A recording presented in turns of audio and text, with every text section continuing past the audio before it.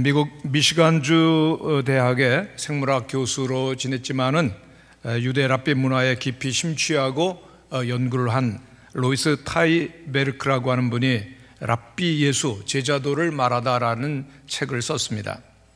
이 책은 유대인의 관점에서 제자도가 무엇인지를 잘 보여주고 있습니다. 유대인들에게 있어서 가르침이라고 하는 것은 지적인 부분을 무시하는 것은 아니지만은 진정한 가르침은 삶 그 자체라고 보고 있습니다. 그래서 랍비는 제자를 가르칠 때 책상에 앉아서 공부하는 것이 아니라 자신의 삶으로 그 제자를 초대하게 됩니다. 그리고 제자는 랍비의 모든 삶 전체를 다 배우는 것이죠. 그래서 유대인들이 랍비에게 배운다는 것은 발치에 앉다, 영어로는 sit at his feet라고 그렇게 말하기도 합니다. 예수님께서 제자를 부르신 다음에 하신 일을 보면은 제자들을 학교로 데려가신 것 아니었습니다. 단지 나를 따라오너라고 말씀하셨는데, 나를 따라오너라고 말씀하신 것은 예수님처럼 살아가라고 하는 의미가 있는 것이죠. 제자들은 적어도 3년 이상을 예수님과 따라다니면서 함께 합니다. 함께 먹고, 그리고 함께 길을 걷고, 그리고 대화를 하고, 함께 식사를 하고, 함께 잠을 자며 동거동락을 했습니다. 이렇게 제자로의 부르심이라고 하는 것은 삶으로의 부르심이 되는 것이죠. 오늘 우리가 예수님의 제자가 된다라고 하는 것은 그리스도와 닮은 모습으로 변화된다라고 하는 것을 말하는 것입니다. 중요한 핵심은 함께죠. 누구와 함께입니까? 주님과 함께, 또 제자들, 동료들과 함께입니다. 유대인들에게 공동체가 없는 배움은 생각할 수가 없는 것입니다. 우리가 구약 성경을 보면은 여러 가지 익숙한 그런 절기들을 만나게 됩니다. 안식일은 물론이고 유월절, 오순절, 초막절 등 다양한 절기가 매년마다 이어지는 것입니다. 이 절기는 기념하는 것입니다. 주기적인 절기들을 통해서 과거에 하나님께서 어떠한 일을 행하셨는지 그 역사를 잊지 아니하도록 기억을 돕는 잔치가 되겠습니다. 일종의 반복적인 학습이라고 보면 될 것입니다. 이스라엘 민족은 언제나 기억 공동체로서 존재를 했는데, 여호수아서에 보면은 이스라엘 민족이 요단강을 건넌 다음에 길갈에 12돌을 세우게 되죠. 그 돌들은 기억 장치물이 됩니다. 유대의 그 후손들이 그 돌들을 보면서 이 돌이 무슨 의미예요? 라고 말하면 부모들은 얘들아, 이 돌은 하나님께서 이 요단강을 육지와 같이 건네게 하셨던 놀라운 그러한 그 역사의 자취란다라고 그렇게 답해야 되는 것이죠. 그런데 그 모든 기억의 목적은 분명합니다. 하나님을 경외하는 것이죠. 광야를 위한 그 행진을 이제 하기 위해서 모든 준비를 하는 것이 레위기의 말씀인데, 하나님께서는 오늘 말씀하고 있습니다. 이스라엘 백성들이 광야 생활을 하는 동안에는 그 여호와의 절기들을 지키라고 하는 것입니다. 성경에서 하나님께서 제정하신 절기들은 그 날들을 거룩하게 구별하여서 절기로 지키라 하나님 명하십니다. 성일이라고도 하는데 이 모든 날들은 여호와의 잔치라고도 말할 수가 있습니다.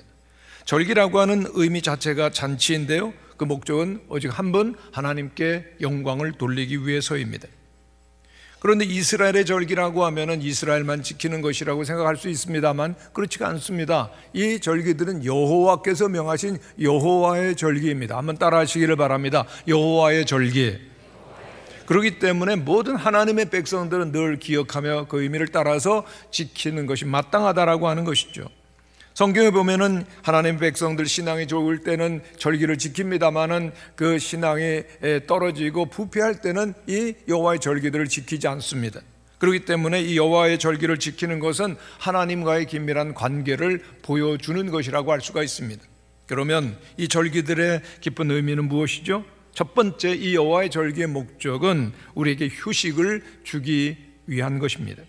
레위기 23장에 보면은 여호와의 절기들을 하나하나 지키며 배우는 가운데 저들은 깨달음에 이르게 됩니다. 무슨 깨달음이죠? 우리 주 예수 그리스도가 어떠한 분이신지, 그리고 하나님과의 더욱더 깊은 만남과 사귐을 갖게 되어지고 하나님께 감사와 영광을 마음껏 올려드리게 되어지는 것입니다. 첫 번째 절기가 안식일이죠. 3절 말씀을 우리들이 한번 같이 읽겠습니다. 시작. 엿새 동안은 일할 것이요 일곱째 날은 휴일 안식일이니 성회의 날이라. 너희는 아무 일도 하지 말라. 이는 너희 거주하는 각처에서 지킬 여호와의 안식일이니라. 아멘. 7절기 가운데서 안식일을 제일 먼저 설명합니다. 그 의미는 모든 절기의 기초가 안식일이 된다라고 하는 것이죠. 각 절기마다 가장 중요한 것은 다른 날들과 구별되게는 쉼이 있다는 것입니다. 모든 일선을 내려놓습니다. 그리고 하나님께 나아가서 하나님께 제사를 드리고 예배를 드리는 일에 힘씁니다. 성도 여러분, 우리 기독교 신앙의 핵심은 예수 그리스도 안에서 우리의 몸과 영혼이 쉼을 갖는 것입니다. 안식하는 것이죠.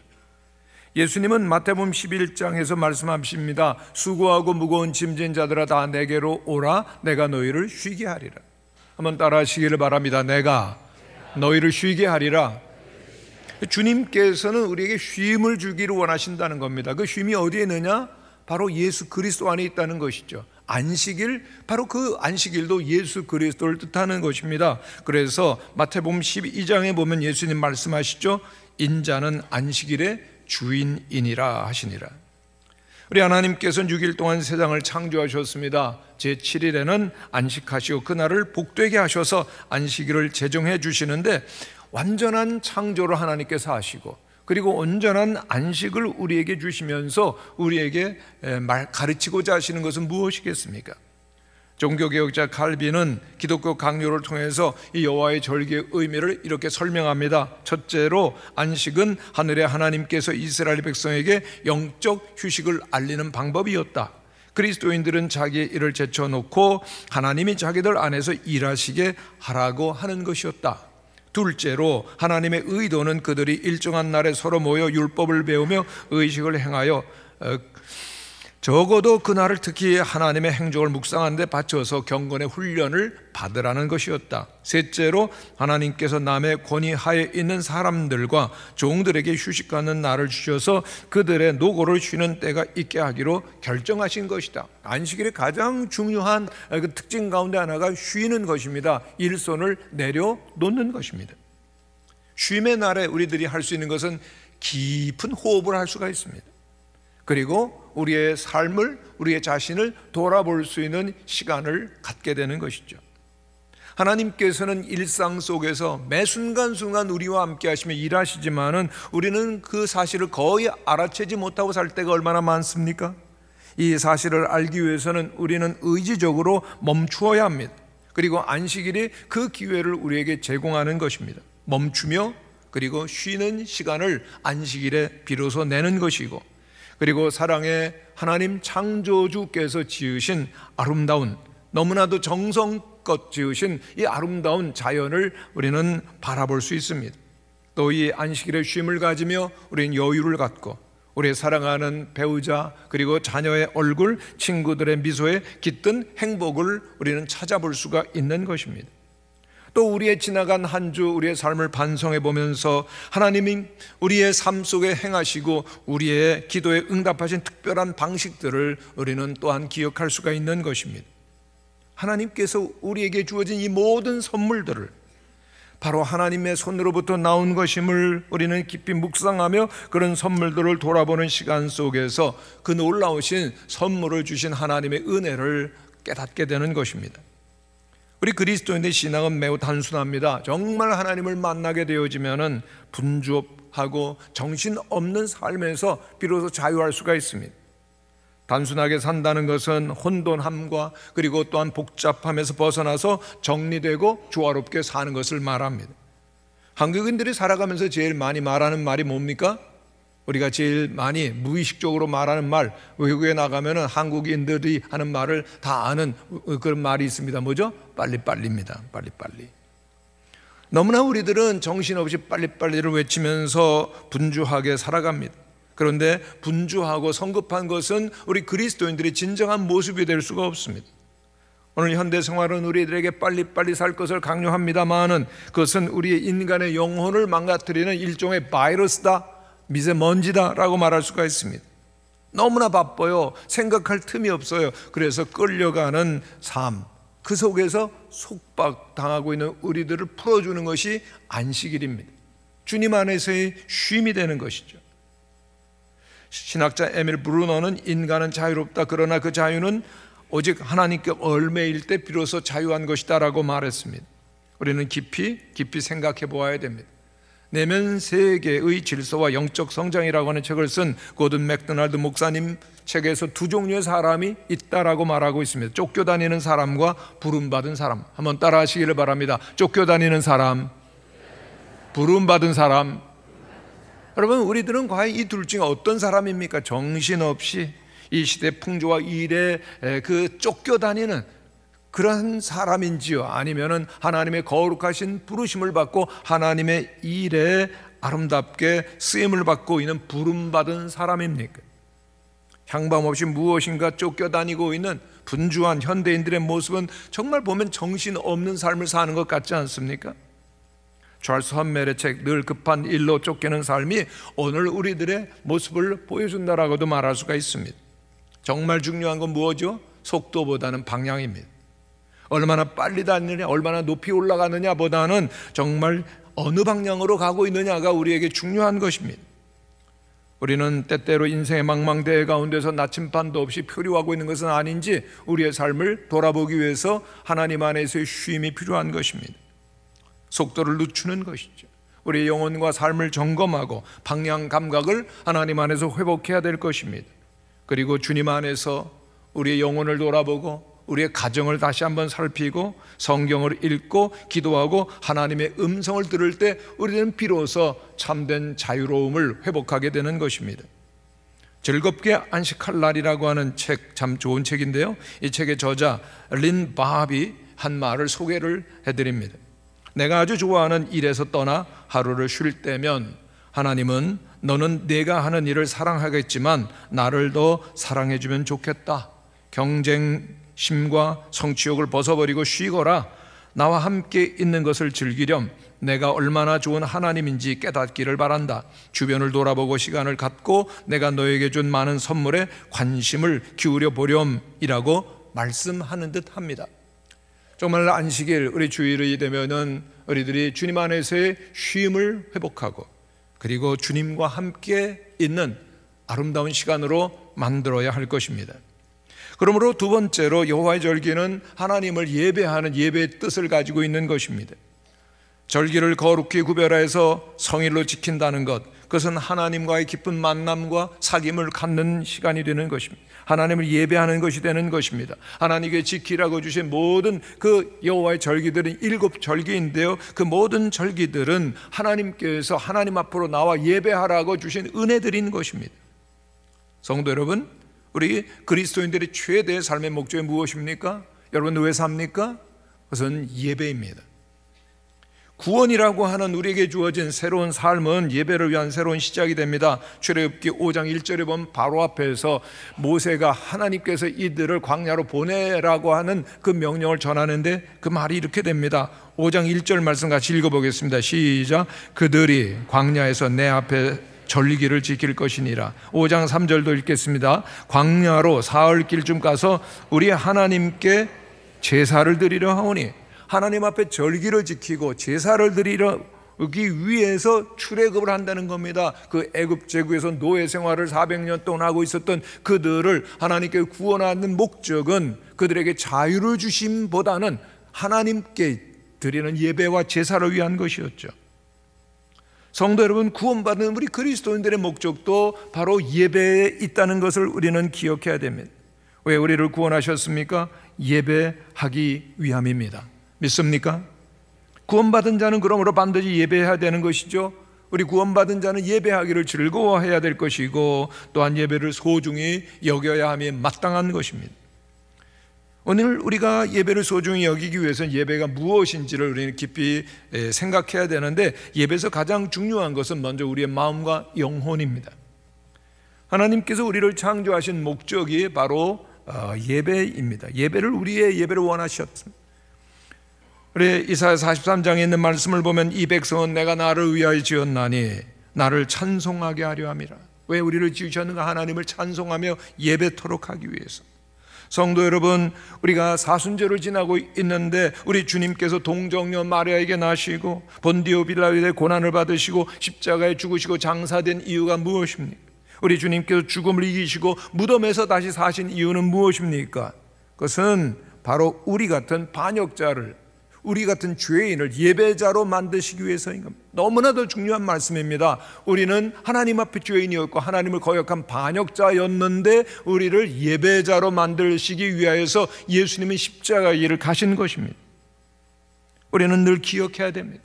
세상 사람들에겐 이런 말이, 우리를 반역자에서 예배자로 만들기 위해서 십자가로 예수님이 가셨다는 말이 아무런 의미가 없고 감동이 없을 것이지만은, 그러나 오늘 우리들에게 십자가의 은혜가 주어진 것은 우리를 자기 중심성에서부터 해방시켜서 오직 하나님을 예배하는 사람으로 만들기 위해서 주어진 것을 우리는 잊지 말아야 됩니다. 그렇습니다. 우리는 인간의 타락으로 말미암아 하나님을 예배하는 예배자가 되는데 실패했습니다마는 우리는 예수 그리스도를 통하여서 다시 한번 하나님과 함께하는 관계를 회복하게 되었고, 하나님부터 멀어졌던 관계가 이제는 다시금 극복된 것입니다. 그리스도 십자가의 보혈을 통하여, 그 보혈의 속죄를 통해서 우리는 다시 한번 하나님과 화목한 자가 되었고, 하나님은 우리의 아버지가 되셨고, 우리는 하나님의 자녀가 되었습니다. 그런데 왜요? 왜 우리를 이와 같이 부르셨습니까? 왜 우리를 하나님과 함께 화목한 자로 만드셨습니까? 우리를 창조하신 목적에 따라서 하나님을 예배하고 영원토록 하나님을 즐거워하도록 우리를 만드시기 위해서인 것이죠. 그렇기 때문에 우리들은 언제나 즐겁게 하나님께 예배를 드려야 되는 것입니다. 성도 여러분, 우리가 예배를 드릴 때 중요한 것은 우리의 마음으로, 느낌으로 드려야 된다는 것입니다. 예배는 감정적인 것입니다. 물론 우리 인간은 이성적인 존재이지만은 또한 우리 인간은 감정적인 존재인 것을 잊지 말아야 됩니다. 물론 오로지 감정에만 따라서 살면은 행동하면 안 될 것이지만은 우리의 마음에 감정이 없다, 그건 죽은 것이에요. 감정이 없는 사람이 예배를 드리면은 다른 사람이 일어날 때 따라서 일어나고, 다른 사람 앉을 때 또 따라서 앉았고, 그리고 또한 다른 사람들 따라서 했다라고 하는 것밖에는 아무것도 없습니다. 감정이 없다면. 예배는 우리의 마음으로 깊이 하나님을 경험하고 느끼며, 그리고 적절한 방법으로 그것을 표현해 드리는 것입니다. 다시 말씀드리면 하나님을 향한 놀라운 감탄함을 겸손히 기쁨으로 표현하는 것입니다. 그렇기 때문에 예배는 우리를 겸손하게 만드는 것입니다. 교만한 마귀, 하나님을 예배할 수 없죠. 마찬가지입니다. 교만한 사람은 하나님을 결코 예배할 수가 없는 것입니다.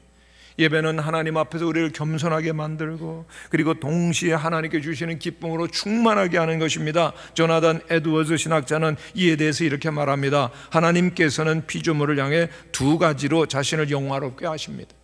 첫째, 그들의 이해, 즉 생각에 하나님 자신을 나타내심으로 하십니다. 둘째, 하나님 자신을 그들의 마음에 나타내실 때 그들이 즐기고 누리게 하십니다. 그들이 기쁨을 통해서 하나님 자신을 영화롭게 하십니다. 성도 여러분, 우리가 하나님이 어떤 분이신지를 알 때, 우리가 하나님을 이해할 때 하나님이 영광을 받으시죠. 그러나 또 중요한 것은 우리가 마음으로 하나님을 즐거워할 때 하나님은 영광을 받으시는 것입니다. 오늘 우리가 하나님을 올바로 이해하고 알 때 하나님 영광을 받으시고, 또한 우리의 감정이 적절히 따를 때 하나님께서는 더 큰 영광을 받으신다는 것입니다. 우리가 올바른 교리를 갖는 것 매우 중요한 일입니다. 하나님에 대해서 올바로 생각하는 것 매우 중요합니다. 그래서 하나님의 존귀함을 우리들이 묵상하는 것 매우 필요하지만 그것으로 충분하지 않다는 것입니다. 하나님이 영광을 받으시기를 원하십니까? 우리의 이해와 마음 모두를 포함한 영혼 전체를 주님께 올려드려야 되는 것입니다. 우리는 하나님께 영광을 돌리기 위해서 언제나 올바른 이해를 성경 말씀을 통해서 추구해야 됩니다만은, 또한 하나님께 영광을 돌리기 위해서 진리를 따라서 올바른 감정을 추구해야 되는 것입니다. 성경은 이에 대해서 이렇게 말씀하는데, 시편의 말씀들을 한번 읽겠습니다. 시작. 기쁨으로 여호와를 섬기며 노래하면서 그의 앞에 나아갈지어다. 또 여호와를 기뻐하라. 그가 내 마음의 소원을 내게 이루어 주시리로다. 너희 의인들아 여호와를 기뻐하며 즐거워할지어다. 마음이 정직한 너희들아 다 즐거워할지어다. 주께서 생명의 길을 내게 보이시리니 주의 앞에는 충만한 기쁨이 있고 주의 오른쪽에는 영원한 즐거움이 있나이다. 할렐루야. 성경은 여호와를 기뻐하라고 말씀합니다. 여러분, 여호와를 기뻐하십니까? 성경은 우리가 주님 안에서 주님을 기뻐하라고 명령하시고 있습니다. 즐거함으로 우리들은 하나님께 가장 큰 영광을 올려드려야 되는데, 왜냐하면 우리가 하나님 안에서 만족하고 즐거워 기뻐할 때 하나님께서는 우리에게 가장 큰 영광을 받으시기 때문입니다. 다윗이 예루살렘 성을 수도로 정하고, 그리고 하나님의 임재의 상징인 법궤를 예루살렘으로 가져오게 됩니다. 이때 다윗은 너무나 기뻤어요. 너무너무 기쁩니다.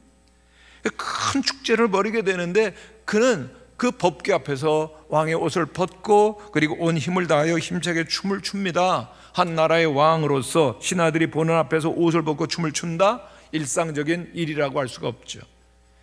그의 아내 미갈이 이 모습을 보다가 채통도 없이, 목자 출신은 목동 출신은 할 수 없구나, 그러면서 이렇게 말하는 겁니다. 왕이시여, 신하들과 백성들이 보는 앞에서 그렇게 옷도 벗고 채통 없이 춤을 출 수가 있어요? 비웃었습니다. 무시했습니다. 그런데 이에 대해서 다윗은 미갈에게 이렇게 대답을 합니다. 한번 같이 읽어보겠습니다. 시작. 이는 여호와 앞에서 한 것이라 그가 나를 택하사 나를 여호와의 백성 이스라엘의 주권자로 삼으셨으니 내가 여호와 앞에서 뛰놀리라. 할렐루야. 그가 춤추고 뛰었던 것은 사람들 앞에서가 아니라 여호와 앞에서라는 것입니다. 비록 위엄을 갖추어야 될 왕이었지만, 목동인 그를 왕으로 세워주신 하나님 앞에서라면은 나는 마음껏 찬양하고 기뻐할 수밖에 없다는 것입니다. 주님 앞에서. 그는 백성 앞에서의 위엄을 갖추어야 될 왕이지만은 주님 앞에서 여전히 양을 치는 목동이 어린아이일 뿐이라고 하는 겸손함이, 그리고 하나님을 향한 기쁨이 그에게는 있었던 것이죠. 이렇게 주님 앞에 설 줄 알고 그리고 즐거워할 줄 아는 다윗이야말로 진정한 신앙인이요, 진정한 예배자요, 하나님이 마음에 합당히 여기시는 자인 것입니다. 성도 여러분, 그리스도인들의 최대의 삶의 목적은 예배입니다. 이제 우리에게 주어진 구원이라고 하는 그리스도인의 새로운 삶은 예배를 위한 새로운 시작이 되는 것입니다. 예배는 문자 그대로 하나님을 섬기는 일이죠. 하나님을 높이는 일입니다. 하나님을 찬양하는 일입니다. 예배는 어떤 예배이든지 하나님을 높이며 섬기며 찬양하는 것입니다. 그러므로 예배의 주인은 오직 한 분, 하나님이신 줄로 믿습니다. 예배의 대상은 오직 거룩하신 하나님 한 분이십니다. 제2차 세계대전이 한창일 때 영국 정부는 온 국민이 존경하고 있던 윌리엄 템플 감독에게 전쟁의 공포에 떨고 있는 영국 국민에게 위로의 메시지를 전해달라는 부탁을 하게 됩니다. 역사적으로 중요한 시기였습니다. 이때 하나님의 사람 윌리엄 템플 감독은 전 영국 국민들에게 라디오로 띄우는 메시지를 다음과 같은 말로 시작하였습니다. 국민 여러분, 지금 우리는 다른 어떤 때보다도 전능하신 하나님께 예배해야 할 때입니다. 가장 중요한 일, 결정적인 시간에 우리들이 해야 할 일은 하나님을 예배하는 일이라는 것이죠. 이보다 더 중요한 일은 이 땅 위에 없기 때문입니다.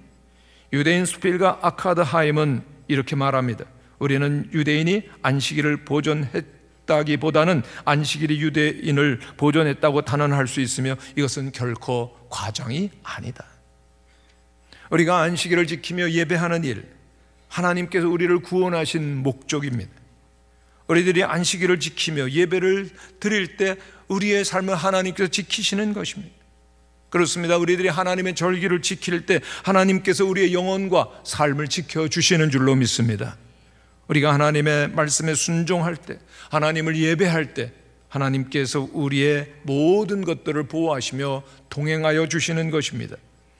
이그나티우스 로일라는 그의 책 영신수련 가운데서 이렇게 말합니다. 모든 좋은 선택에 있어서 그것이 우리 손에 달려있는 한 우리의 목표는 단순한 것이어야 한다. 우리는 오직 우리가 창조된 목적인 우리 주 하나님을 찬양하고 우리의 영혼이 구원받는 것만을 고려해야 한다. 정말 우리의 삶의 목적이 무엇입니까? 너무나도 단순함. 여러분 왜 사십니까? 어디서 왔다 어디로 갑니까? 여러분 누구입니까? 우리의 영혼이 구원받은 목적은 딱 하나입니다. 하나님을 영원토록 즐거이 전심으로 찬양하는 것. 이것이 우리 모든 그리스도인들의 삶의 목적임을 기억하고 예배자로 하나님 앞에 나가게 되시기를 간절히 축원합니다. 세 번째로, 여호와의 절기는 하나님의 백성으로서 성화되어가는 반복적인 훈련이 됩니다. 이스라엘 백성들은 매년 대대로 여호와의 절기를 지켜옵니다. 그런데 이 절기를 계속해서 지키는 이유가 무엇입니까? 이 절기를 반복해서 지킨다는 것이 매우 중요합니다.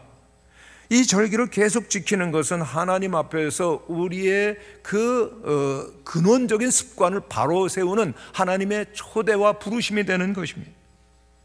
반복은 하나님께서 우리의 영혼과 습관을 바로 잡으시는 방식이 되죠. 여러분, 우리에게 좋은 성품이 있기를 원한다고 하면은 반복이 필요합니다. 여러분, 우리가 피아노를 연습한다든가 또는 언어를 훈련하기 위해서는 반복이 반드시 필요하지 않습니까? 하나님 앞에 우리들이 거룩한 성품을 만드는 일도 마찬가지입니다. 하나님께서는 이스라엘 백성들이 절기를 계속해서 지켜서 거룩한 하나님의 백성으로 만들어 가듯이 오늘 우리 그리스도인들이 계속해서 하나님께 예배를 드리며 그래서 예수 그리스도로 옷 입고 하나님의 형상을 닮아 거룩해지기를 원하시는 것입니다. 여호와의 절기의 복음적인 목적은 그리스도 안에서 새로운 존재로 시작하는 것입니다. 마귀와 죄의 권세 속에서 있었던 우리의 옛 모습 이젠 다 사라지고, 그리고 그리스도 안에서 새로운 피조물로 거듭나는 희망적인 시작이 이루어지는 것이 이 예배 가운데 이루어지는 것입니다.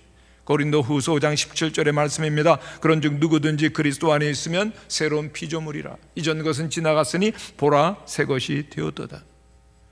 오늘 우리 하나님의 백성들이 이와 같이 여호와의 절기를 지킵니다. 하나님께 예배를 드립니다. 그것은 늘 하나님만을 사모하며 하나님께 주신 은혜와 힘으로 새로운 존재로 새로운 출발을 한다는 복음적인 의미가 있는 것입니다. 어린 왕자라고 하는 책을 쓴 생텍쥐베리가 이런 이야기를 했습니다. 배를 만들고 싶을 때는 사람들에게 목재를 모으라고 다그치며 과제와 일거리를 할당하지 말고 다만 먼 바다에 대한 그리움과 갈망을 일깨워라. 배를 만들어라 강요하지 말고 먼 바다를 그리워하고 갈망하게 되면 절로 배를 만들게 될 것이라는 아름다운 이야기 했습니다. 성도 여러분, 우리 예배가 무엇입니까? 우리로 하여금 거룩하신 하나님 아버지라고 하는 그 대항을 향한 항해를 떠나기 위해서 갈망하는 마음이 들게 하고 우리 안에 장차 올 하나님의 나라, 더 나은 본향인 그 하늘의 본향 천국을 사모하도록 하는 말씀을 들려주시는 것이 되어야 하는 것이죠. 하나님 앞으로 나가는 것입니다. 이사야서에 보면은 이사야 선지자가 성전에 예배드리고 기도하다가 그 영광 중에 계시는 하나님의 보좌를 보게 됩니다. 거룩하다, 거룩하다. 천군 천사들이 그 하나님의 보좌에서 찬양하며 하나님의 영광스러운 보좌를 보았을 때 그는 가슴을 치며 쉼이 괴로워합니다. 자기의 무가치함과 죄악을 깨달은 거죠. 화로다, 나여 망하게 되었도다. 나는 입술이 부정한 백성 중에 거하면서 만군의 여호와이신 왕을 배웠음이로다. 그때 보좌의 숯불이 그의 입술에 닿고 그의 죄를 사하신다는 음성을 듣게 됩니다. 성도 여러분, 우리가 하나님 앞에 예배드리며 하나님이 임재 앞으로 나간다라고 하는 것이 언제나 즐거운 일이기만 할까요? 그렇지 않습니다. 왜냐하면 하나님의 임재 속에서 우리는 비로소 우리의 벌거벗은 모습, 우리의 진정한 무가치함과 그리고 어둠과 죄악의 모습을 우리는 발견하기 때문인 것입니다. 오늘 우리들이 지금까지 어떻게 살았습니까? 아내에게 함부로 하고, 그리고 또한 자녀들에게 등한히 하고, 남편들을 무시하고 어둠의 일을 행한 것 한두 번입니까? 하나님 앞에 우리는 감히 설 수 없는 부패한 존재라고 하는 것을 하나님께로 가까이 가면 갈수록 우리들은 발견하는 것입니다. 성도 여러분, 기독교는 값싼 은혜를 말하는 종교가 아닙니다. 만사 형통을 빌어주는 것이 아닙니다. 그럴듯한 선으로 포장해 주는 것도 아닙니다.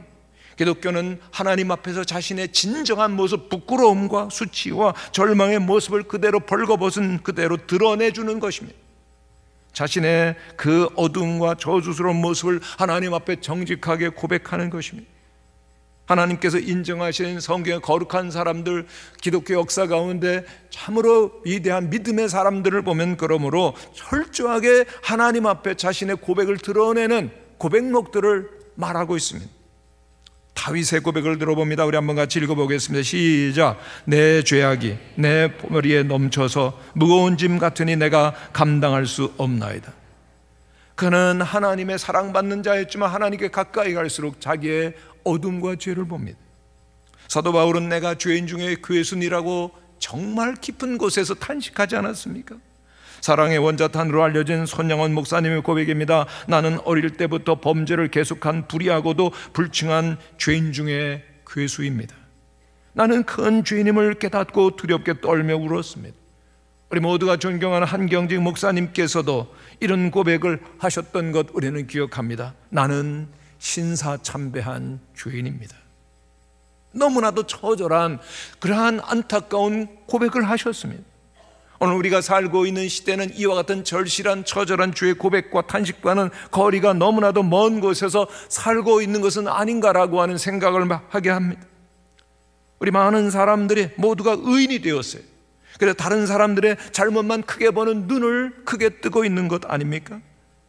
우리는 자기 자신을 돌아보는 대신에 다른 사람들을 미워하고 분노하는 이상한 마음을 가진 사람들로 바뀌어져 가고 있는 것은 아닌지요?